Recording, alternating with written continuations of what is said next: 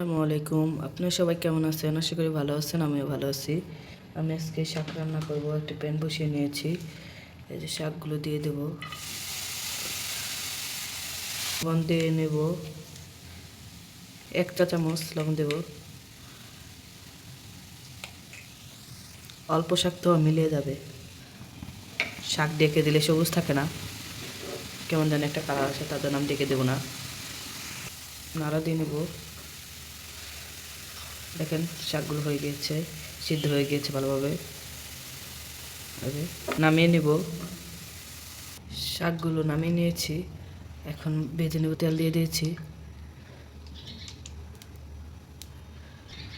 রসুন, পেঁয়াজ, মরিচ কুচি দিয়ে দেবো।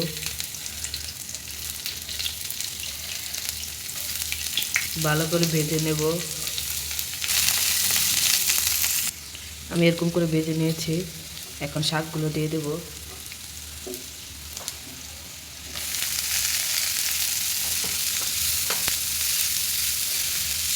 হয়ে গিয়েছে, এখন নামিয়ে নেব। শাকগুলো নামিয়ে নিয়েছি, এখন বেগুন ভাজবো। তার জন্য লবণ, 1 চামচ মরিচের গুঁড়ো, 1 চামচ মরিচের গুঁড়ো, 1 চামচ হলুদ দিয়ে ভালো করে মিশিয়ে বেগুনের মধ্যে দিয়ে দিব, দিয়ে ভেজে নেব। বেগুনের চপের জন্য তেল দিয়ে নেব। তেল গরম হয়ে গেছে, এখন চপগুলো দিয়ে দেব।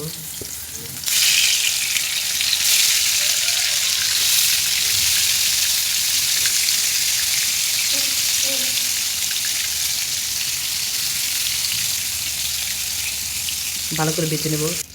এখন আমি উল্টিয়ে দেবো। এটা একবার ভালোভাবে হয়ে গিয়েছে।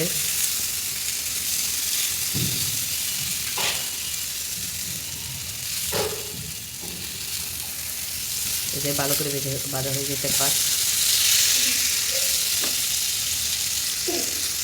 এই যে চপ হয়ে গেছে, এখন নিভিয়ে দেবো। বেগুনের চপ আর এই যে শাক ভাজি করলাম। তো ভালো থাকেন সবাই। আসসালামু আলাইকুম।